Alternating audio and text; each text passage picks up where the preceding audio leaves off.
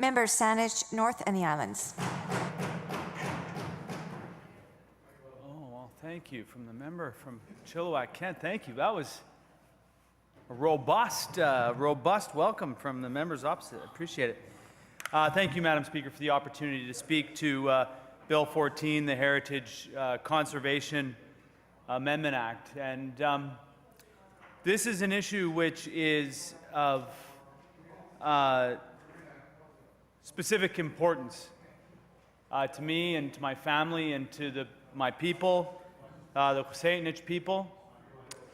As many who've been following the news in this province may recognize, my family and my relatives and my extended relatives here on the South Coast were involved in a very emotional and at times bitter situation on Salt Spring Island, on Grace Islet, on Salt Spring Island. It's I think it was 2013, 2014. This is a situation in which grave sites that had been known for a very long time had a house constructed on it. And it was deemed to be okay to take those grave middens, Madam Speaker, and encase them in concrete, and continue to build a private home, a vacation home directly over top of the final resting place of our Coast Salish ancestors. And I don't know of a time or a place in which that would be acceptable in this province elsewhere. I don't know that you could imagine doing a similar kind of act or a similar kind of thing at a cemetery, say, for example.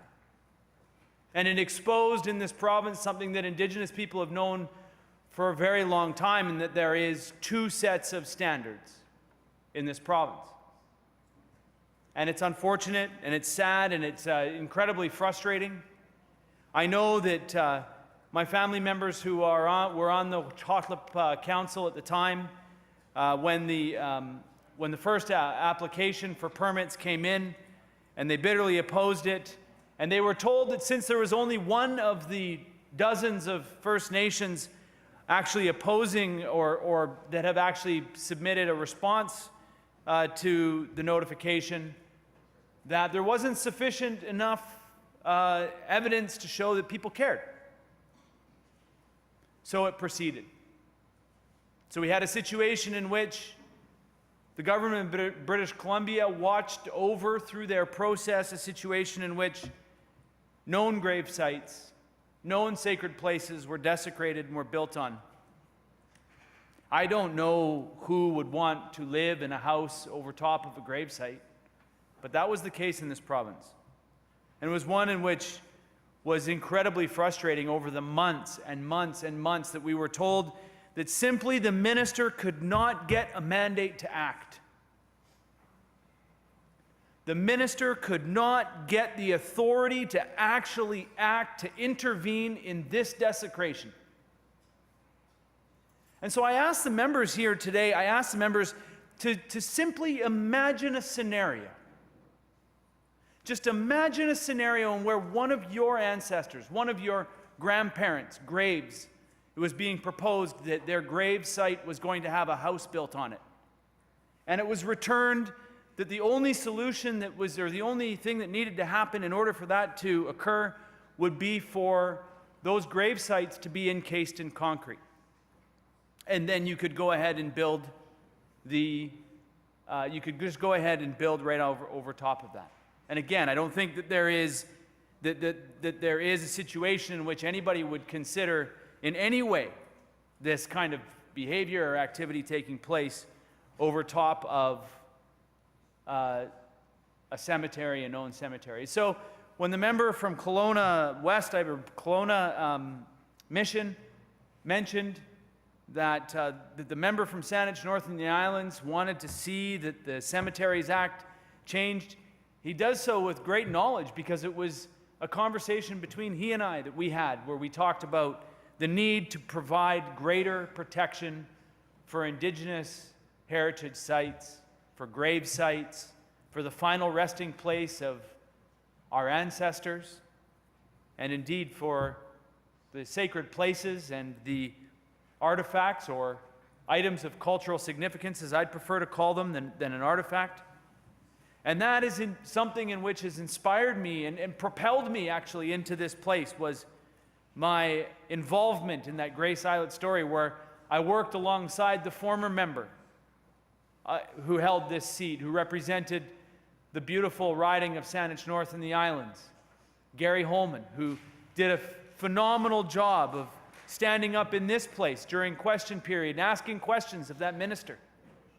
And it was that work both in this place and outside of this place that I was able to do that helped bring attention to this situation. And so to see that this bill is coming forward, that aspects of the concern that was raised back then is being addressed in this bill, Bill 14, for that I raise my hands, and I'm thankful to see the work is starting. And it's important, I think, to just note that it's a start, because the work on this bill is not complete. And it's been acknowledged that both in a briefing that we received, that yes, this is indeed just the first piece of work that can be done. And going through the bill, you know, the sections that require the duty to report a discovery, the opportunity for the province to increase heritage protection, and very, very detailed ways that they can protect the heritage, do investigations to ensure that they're able to take a look at the property in a much closer to inspect it, the power to issue and amend permits, and then a whole host of ways for the minister to be able to have authority over those permits. Indeed, these are very important ways that this bill, the Heritage Conservation Act, has been strengthened with this amendment. Entry and inspection, the fact that the minister can ensure that somebody can, not meaning that the minister has to go to the place and enter onto the premises and inspect, but that indeed, and which I think is the current situation, but pretty busy person to be doing that kind of work. But I think that it's important that the opportunity to be able to go in and enter the property and see what's actually on site is important.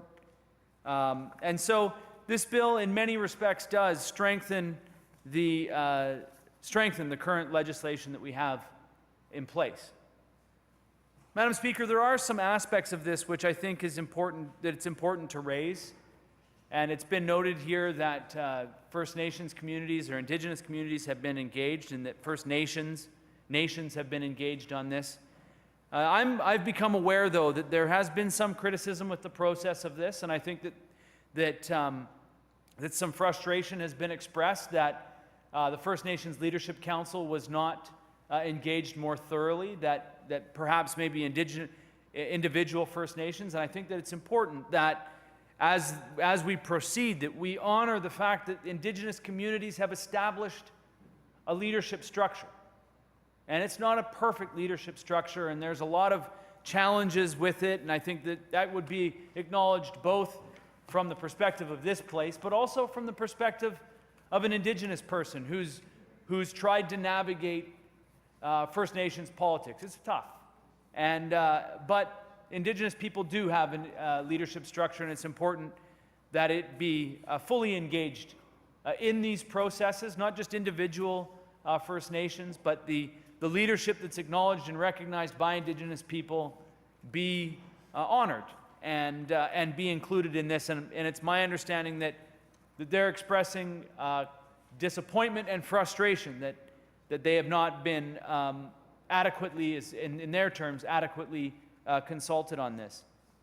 I think further to that, though, it's important to acknowledge that they also express the fact that they don't necessarily disagree, as I've stated, with these amendments.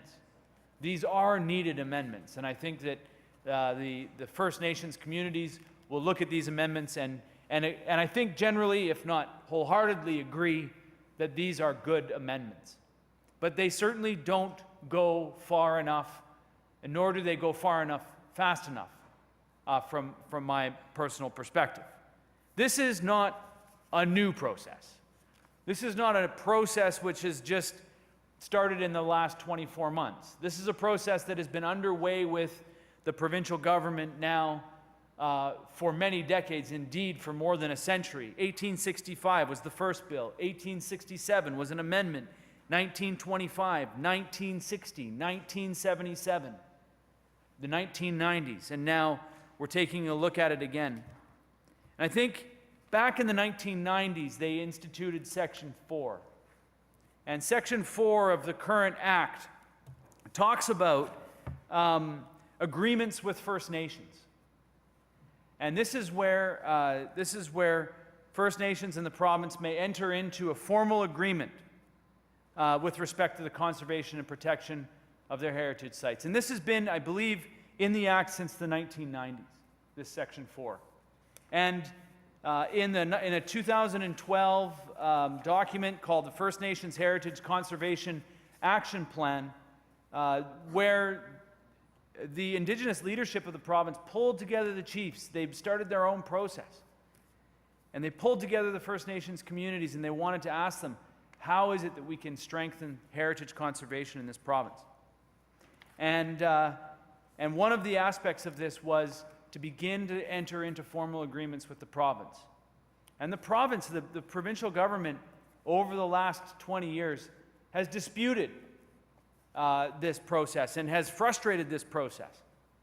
And indeed, to this day, there's still First Nations and Indigenous communities are still complaining that even though that there's a pilot project underway, we still have yet to achieve any kind of action on Section 4, this agreements with First Nations. And so I think that it's important to acknowledge the long history in this province, and that's perhaps why we have a Heritage Conservation Act, is because this is indeed a long history.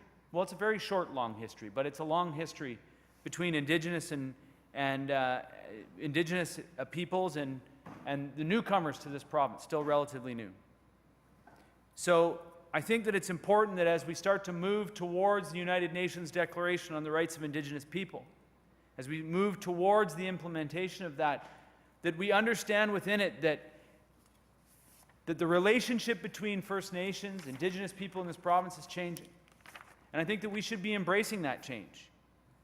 And many of the articles within the UNDRIP are articles that protect these very aspects that we're talking about, the remains, the ancestral remains.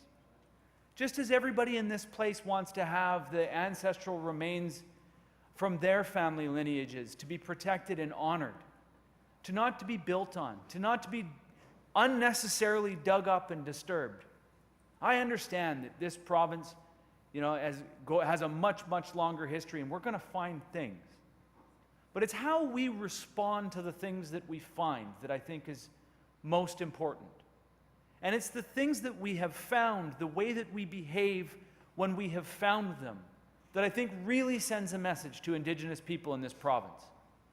If we are going to say, we acknowledge that place, we acknowledge that it's sacred to you, we acknowledge that your ancestors are buried there, and we are going to allow you to build on it anyway, that sends a message that no matter how many times we stand in this place, and no matter how many times we stand outside this place, exactly what the relationship with Indigenous peoples means to the people within this place. I stood in this house and I acknowledged and was very thankful. I raised my hands to the important investment that was made with the respect to Indigenous languages. When we talk about reconciliation, I think that it's important to understand there are a couple areas in which there was a definitive attempt to detach Indigenous people from their cultures in the past. One of those was through the removal of Indigenous languages. Another was through the removal of sacred objects that were part of that culture, or the making illegal the Sundance on the prairies and in eastern Canada, and the potlatch here on the west coast.